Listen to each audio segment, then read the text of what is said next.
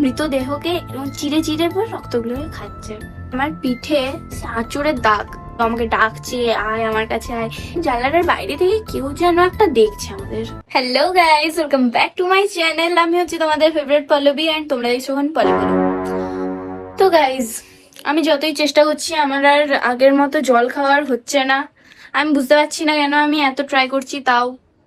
যাই হোক, আমি ওসব বলার জন্য আমি তোমাদের সাথে আজকে ব্লগটা আমি শুরু করিনি। আমি শুরু করেছি আমার লাইফের একটা ইনসিডেন্ট তোমাদের সাথে শেয়ার করার জন্য, যেটা মানে অনেকদিন আগের ঘটা, অনেক ছোটতে ঘটা, কিন্তু আমার মনে হলো যে মানে আজকে হঠাৎ করে মনে পড়লো, তার জন্য আমি ভাবলাম তোমাদের সাথে শেয়ার করা যাক। তো ব্যাপারটা হচ্ছে, আমি ছোটতে একটা ফ্রেন্ডের বাড়ি গিয়েছিলাম, সেখানে নাইট স্টে করেছি। মানে আমাদের বাড়ি থেকে কিছুটা দূর। দেখো, ছোটতে তো অত আমি জানতাম না কতটা দূর, কতটা ইয়ে, অ্যান্ড রাস্তাও ঘাটও চিনতাম না, কিন্তু এখন মনে হয় যে বেশি দূর না, কিন্তু ছোটতে অনেক দূর লাগতো। তো এবারে ওদের বাড়ি গিয়েছি, ভালো কথা, সকাল থেকে সন্ধ্যা অবধি ভালো করে কেটেছে। সন্ধ্যার পর রাতে যখন খাওয়া দাওয়া করে আমি যখন আমার বান্ধবীর সাথে ঘুমোতে যাই ওর রুমে, আমার কেমন জানি মনে হচ্ছিল যে জানলাটার বাইরে থেকে কেউ যেন একটা দেখছে আমাদের। আর গোটা রুমটা রেড কালারের আলোতে ভর্তি ছিল।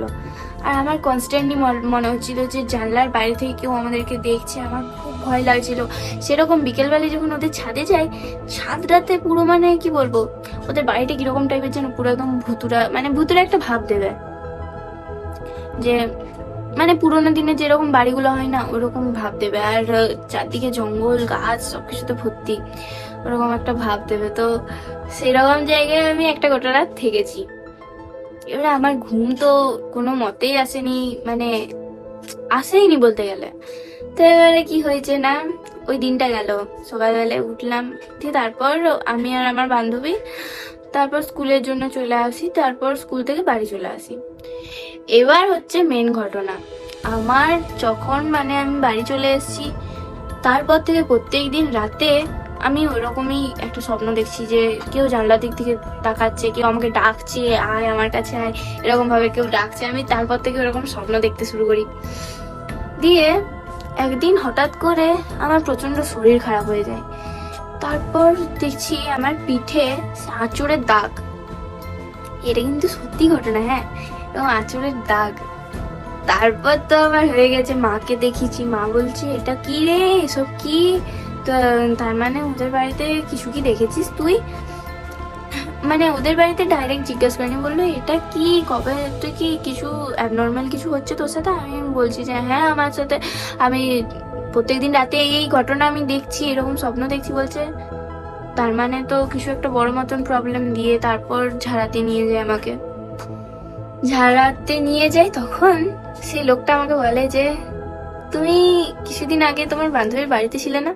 আমি বলছি হ্যাঁ। বলছে এটা কিন্তু অনেক বড় একটা জিনিস কিছু তোমার পিছনে পড়ে আছে, যেটা এত সহজে তো যাবে না। আমি বলি রে বাবা, আমি তখন ছোট, আমিও তো বুঝতাম না। আমি বলছি কি পড়ে আছে পিছনে?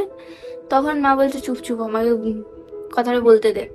দিয়ে তারপর আমাকে জল পোড়া দিল, জল পোড়া খেলাম। কিছুদিন গেল, আস্তে আস্তে কমছিল দাগটা। দিয়ে তারপর আবার একদিন হঠাৎ ওরকম স্বপ্ন দেখি।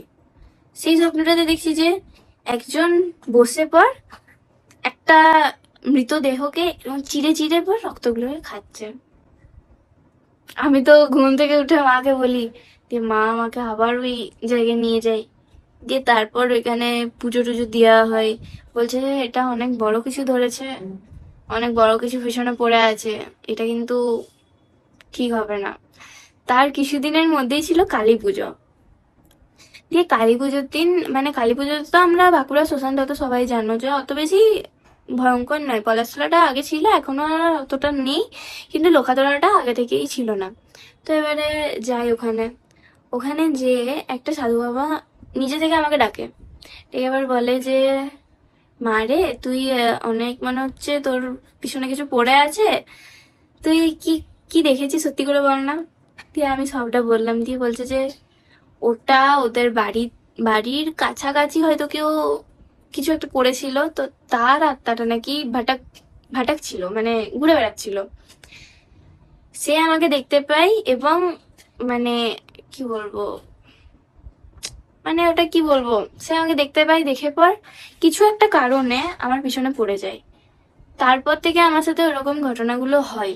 দিয়ে তারপর ওই সাধু বাবাটা মায়ের প্রসাদী ফুল আমাকে দেয়, অ্যান্ড হাতে একটা বললো তাগা, টাকা দিচ্ছি, ওই টাকাটা পড়ে থাকবে, ওটা কিন্তু কোনোদিনও খুলবি না যতদিন না এই ব্যাপারটা ওটা তোর মন থেকে দূর হচ্ছে। প্রায় 1 বছরের মতো খুলবি না ওই টাকাটা। দিয়ে আমাকে দেই, পড়ি, দিয়ে আস্তে আস্তে সবটা ঠিক হয়। এরকম ঘটনা আমার সাথে ঘটেছে। আরো ঘটেছে, সেটা আমার সাথে নয়, আমার খুব কাছের একটা পার্সনের সাথে। সেই ঘটনাটা আমি তোমাদের অন্য একদিন বলবো, কিন্তু যদি আমি পারমিশন পাই তাহলে। তো আজকের মতো এখানেই, মানে এই ঘটনাটা তোমাদের কেমন লাগলো? মানে সিরিয়াসলি বলছি, এরকম কিছু যদি হয় তোমাদের সাথে তাহলে কিন্তু তোমরা একটু কেয়ার দেবে। সবাই বলে না ভূত টুত কিছু হয় না, অ্যাকচুয়ালিতে ভূত হয়। আমিও মানতাম না, কিন্তু ইনসিডেন্টের পর আমি মানা শুরু করেছি। অ্যান্ড এখনো অবধি আমার পায়ে আমি কালো দড়ি পরে থাকি। সেই দড়িটা না আমি মাঝে মধ্যে খুলে দিলেই আমার গায়ে সেই কিরকমই দাগ চলে আসে, তাই জন্য পরে থাকি। এখন যেমন খোলা আছে, এখন তো দেখছি আসেনি, তাহলে কিছুদিনের মধ্যে, তাড়াতাড়ির মধ্যে পরে নিতে হবে, নাহলে আবার সেই আগের মতো সেরকম কিছু একটা চলে আসবে। তো তার জন্য আর কি পরে থাকতে মা সবসময় বলে। তো এই হচ্ছিল আজকের ঘটনা। আজকের ঘটনাটা কেমন লাগলো তোমাদের, মানে তোমাদের কেমন লাগলো সেটা অবশ্যই কমেন্টে জানো। মানে এটা একটু মানে কমের উপর দিয়ে বলতে পারো, কম ভয়ঙ্কর, অত বেশি ভয়ঙ্কর নয়। তাও তো আমি মানে এই ঘটনাটার পর থেকে অতটা আমি ভয় খাইনি। মানে আগে খেতাম, কিন্তু এখন আস্তে আস্তে ঠিক হয়ে গেছিল। তারপর তো আমার দাদুর একটা স্বপ্ন দেখি যে আমি দেখছিলাম যে আমি ওই পাশের রুমে আমি রাতের বেলায় ঘুমোচ্ছি, আর আমার দাদু আমার সামনেটাতে এইভাবে দাঁড়িয়ে আছে। ওইটা দেখে আমার এত ভয় লেগেছিল, মানে স্বপ্নটা দেখে আমি চোখটা খুলেছি, যে তারপর আমার হাত পা পুরো একদম অবশ হয়ে গেছিল, আমি আর কিছু করতে পারছিলাম না, এইরকম টাইপের। মানে এতটা ভয় লেগেছিল। তারপর ওটা দেখি, তার কিছুদিন পরই আমার ঠাকুমার একটা স্বপ্ন দেখি। তার জন্য তারপর থেকে হালকা হালকা একটু হলেও ভয় লাগে, বাট অতটাও লাগে না। তো এই ব্লগটা কেমন লাগলো, মানে এই গল্পটা কেমন লাগলো তোমাদের? ভয় লেগেছে নাকি ভয় লাগেনি, না মিথ্যে মনে হলো, সবকিছু একটু কমেন্টে জানিও, ঠিক আছে? কারণ এটা একটা সত্যি ঘটনা। তো যাই হোক, আজকের মতো এখানেই।